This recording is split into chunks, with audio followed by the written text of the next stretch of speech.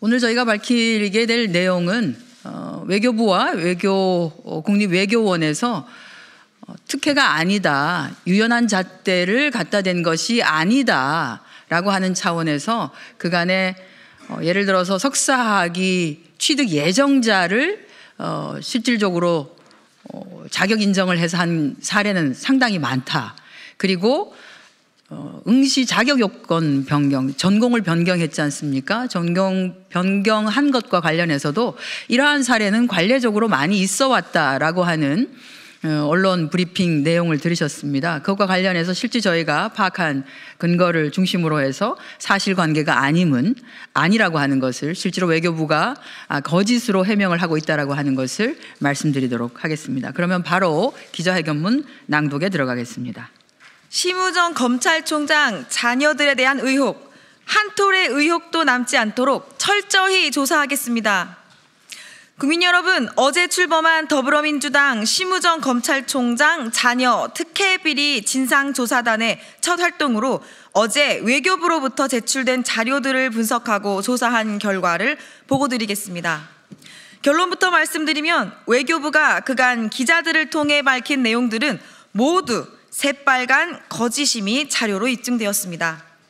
국립외교원은 심 총장 자녀의 응시 자격 미달 문제에 대해 그동안 응시생들이 학위 취득 예정서를 제출하면 자격 요건을 갖추는 것으로 인정해왔다며 심 총장 자녀에 대한 극진한 배려는 없었다고 밝혔습니다.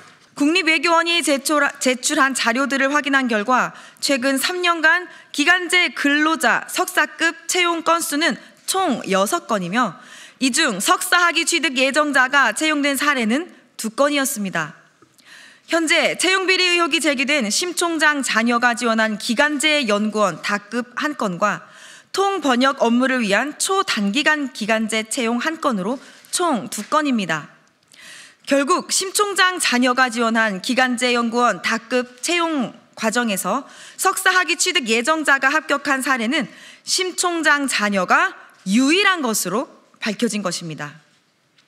이로써 심 총장 자녀에 대한 극진한 배려가 없었다는 국립외교원의 해명은 새빨간 거짓말임이 드러났습니다. 다음으로 외교부는 심 총장 자녀가 지원한 공무직 채용 과정에서 1차 공고 후 적격자가 없어 전공 분야를 기존 경제 관련해서 국제정치 관련으로 변경했다면서 응시 자격을 변경해 재공고한 사례가 과거에도 있었기 때문에 심 총장 자녀에 대한 특혜가 아니라고 해명했습니다. 이 역시 자료를 확인한 결과 외교부 공무직 채용 과정에서 전공 분야를 변경한 사례는 심 총장 자녀가 유일했습니다. 외교부는 재공고를 통해 응시자격을 변경한 2건의 사례를 제시했는데 국립외교원 외교안보연구소 연구원 채용 과정에서 미 외교정책 및 한미동맹 분야를 미 외교정책으로 단순 변경한 사례와 국립외교원이 기계사원 채용 과정에서 당초 에너지관리 기능사 이상 자격증 소지자에서 해당 분야에 대한 경력 2년 이상으로 응시 자격을 변경한 사례입니다. 확인된 것처럼 2 사례는 모두 최초 공고한 범위 내에서 변경한 것이고 심 총장 자녀 채용 과정에서 전공 분야 자체를 변경한 것과는 본질적으로 다릅니다. 더군다나 이들은 모두 외교부 본부 채용 공고가 아닌 소속 기관인 국립외교원과 국립외교원 산하 외교안보연구소의 채용 공고였습니다. 결국 외교부 전체 공무직 채용 과정에서 응시 자격인 전공 분야를 변경한 사례는 이번에도 심 총장 자녀 건이 유일무이합니다. 이외에도 국립외교원 채용 관련 자료들을 분석하니 추가적으로 발견된 의혹들이 있습니다. 대표적으로 국립외교원 채용 당시 제출한 석사 졸업 예정증명서 발급 일자가 굉장히 의심스럽습니다.